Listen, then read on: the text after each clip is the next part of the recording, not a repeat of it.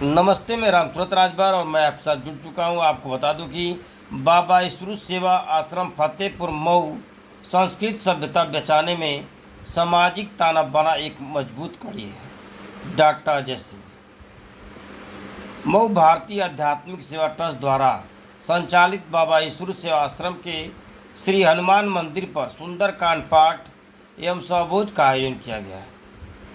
इस उपरांत अर्पण एवं समर्पण पर गोष्ठी भी की गई। श्री सुंदरकांड पाठ का संकीर्तन बड़ी संख्या में सामूहिक लोगों द्वारा किया गया। इसके बाद आरती एवं प्रसाद का वितरण हुआ। तत्पश्चात भजन कीर्तन के उपरांत ब्राह्मण लोगों का पद प्रक्षाल कर जमीन पर बैठा कर भोजन कराया गया। सहभोज में ब्राह्मण भोज के उपरांत अधिक संख्या में उपस्थित जनसमूह ने प्रसाद ग्रहण किया। इस उपरांत विद्वत जनों द्वारा अर्पण एवं समर्पण पर चर्चा की गई। देखें मऊ से रामसूरत राजभर की डॉक्टर अजय कुमार सिंह, ग्राम फतेहपुर, जनपद मऊ का रहने वाला। आज किस प्रकार का आज कार्यक्रम रखा है? ये फतेहपुर ग्राम सभा में श्री हनुमान जी का मंदिर है और बाबा ईश्वरू सेवाश्रम जो भारतीय आध्यात्मिक सेवा ट्रस्ट द्वारा संचालित होता है, इस पर सुंदरकांड और प्रीत भोज का आयोजन किया गया। इस पर लोगों के लिए क्या क्या और चीज़ें हैं जो आम जन लोग हैं उनके लिए क्या है? इसमें आम जन लोगों के लिए हम निवेदन करते हैं कि इसमें सुंदरकांड में भाग लें और इस तरह से हमेशा यह कार्यक्रम होते रहते हैं। लोगों की यहाँ आस्था सनातन धर्म के प्रति जगी है और लोग धीरे धीरे मऊ जनपद से भी आते हैं और अन्य जनपद से लोग भी आए हैं और गांव के लोग आकर ये हनुमान जी के प्रति अपनी निष्ठा व्यक्त करते हैं और भजन कीर्तन का कार्यक्रम करते हैं और जो भोज होता है उसमें भाग लेते हैं। ये तो आध्यात्मिक हो गया, लेकिन जो सामाजिक कार्य के लिए क्या है बाबा ईश्वरू धाम से क्या है? सामाजिक काम के लिए बाबा ईश्वरू धाम तरह तरह के एग्रीकल्चर की गोष्ठी कराता है, कृषि की, जिसमें चूँकि कृषि बाहुल्य क्षेत्र है, किसानों के लिए साइंटिस्ट बुलाए जाते हैं। कभी कभी स्वास्थ्य संबंधी भी कार्यक्रम होते हैं और जनरली जो अगर थोड़े मोटे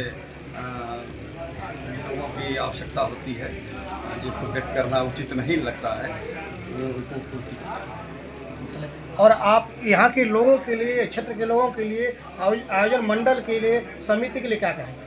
ये कहेंगे कि अगर इस तरह की निष्ठा इनकी बनी रहेगी तो निश्चित रूप से सामाजिक ताना बाना एक बहुत मजबूत कड़ी होगा जो आगे चलकर जो लुप्त हो रहा है इसको एक नई दिशा मिलेगी और लोग फिर पुनः अपनी पुरानी संस्कृति और सभ्यता को बनाए रखें।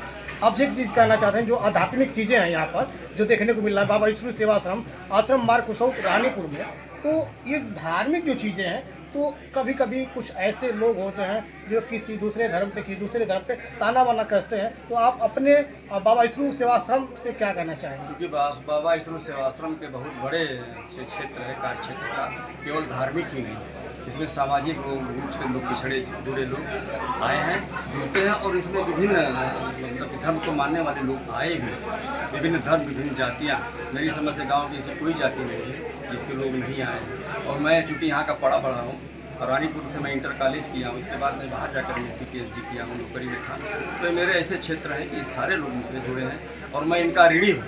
मैं इनका ऋण उतार नहीं पाता हूँ, इनको बार बार बुलाता हूँ कि हो सकता है कि मैं इनके ऋण को कुछ कम कर सकूँ।